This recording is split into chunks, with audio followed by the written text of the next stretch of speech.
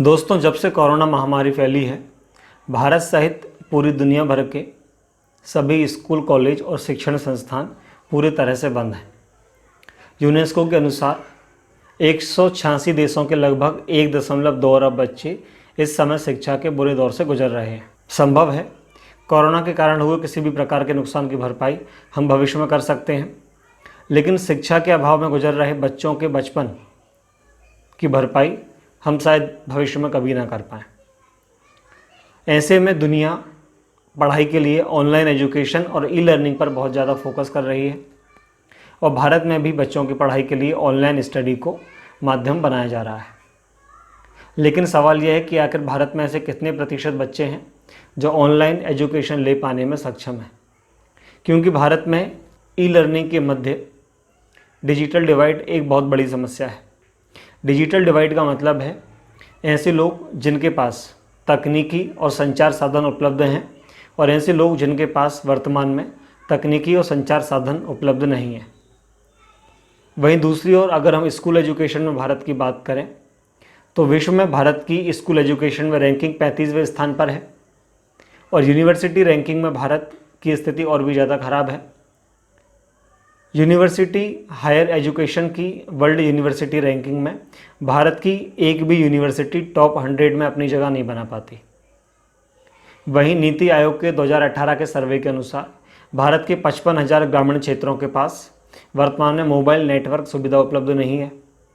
भारत के ग्रामीण क्षेत्रों में मात्र 4.4% परिवार ऐसे हैं जिनके पास कंप्यूटर सुविधा उपलब्ध है।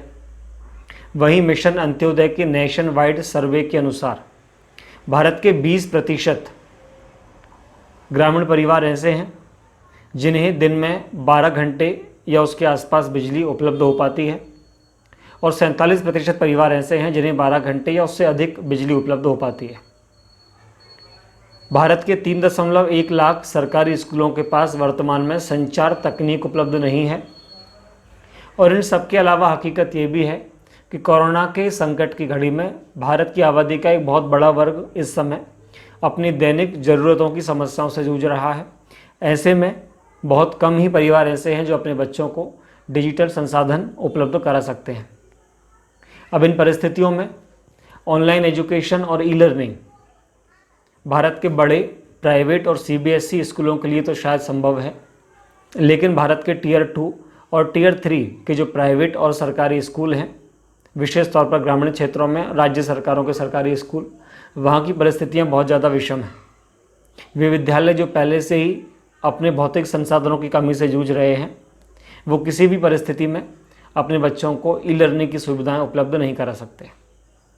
ऐसे में इन स्कूलों के लिए ई लर्निंग की बात करना ऐसा ही है जैसे दिन में तारे देखना या रेगिस्तान में बरसात की बात करना।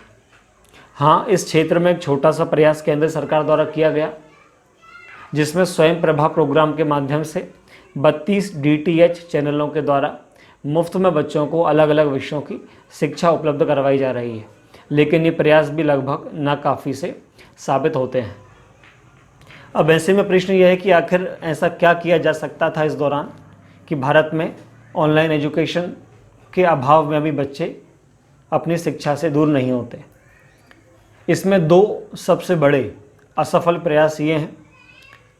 हम हर बात के लिए शायद सरकार को और नेताओं को ही जिम्मेदार नहीं ठहरा सकते, कुछ जिम्मेदारियां शायद हम लोगों की भी बनती हैं। भारत में ऐसे लाखों सरकारी शिक्षक हैं जो पिछले 7-8 महीने जो लॉकडाउन का समय रहा, उस दौरान की अपनी पेमेंट सरकार से बहुत तेज़ी से मांग कर रहे हैं, क्यों नहीं वो उनकी पेमेंट दी जाए, उनकी पेमेंट में कोई कमी ना की जाए। लेकिन अगर यही शिक्षक जो पिछले पूरे लॉकडाउन से अपने घर में बैठे हुए हैं, शायद कुछ शिक्षकों को अगर हम छोड़ दें तो अगर ये सभी शिक्षक अपने आसपास अपने गांव मोहल्ले के बच्चों को भी अगर ये रोज़ 1 घंटे या 2 घंटे पढ़ाते तो शायद आज देश भर के बच्चे किसी न किसी रूप में शिक्षा प्राप्त कर रहे होते। और केवल शिक्षक ही नहीं, भारत में करोड़ों की आबादी में ऐसे पढ़े लिखे युवा हैं जो हर ग्रामीण क्षेत्र में, नगर क्षेत्र में रहते हैं, जो इतने सक्षम तो हैं कि अपने आसपास के छोटे बच्चों को किसी भी प्रकार की ट्यूशन या पढ़ाई से संबंधित सुविधा दे पाएँ। लेकिन शायद ऐसा भी हमारे देश में नहीं हो पाया। कुछ चुनिंदा लोगों को छोड़ दें जिन्होंने अपने स्तर से इस लॉकडाउन पीरियड में बच्चों की पढ़ाई के लिए काफ़ी अच्छे प्रयास किए हैं, तो बाकी मैं और आप, हम सभी शायद इस बात के दोषी हैं कि हमने बच्चों की पढ़ाई को लेकर किसी भी प्रकार की गंभीरता इस दौरान नहीं दिखाई।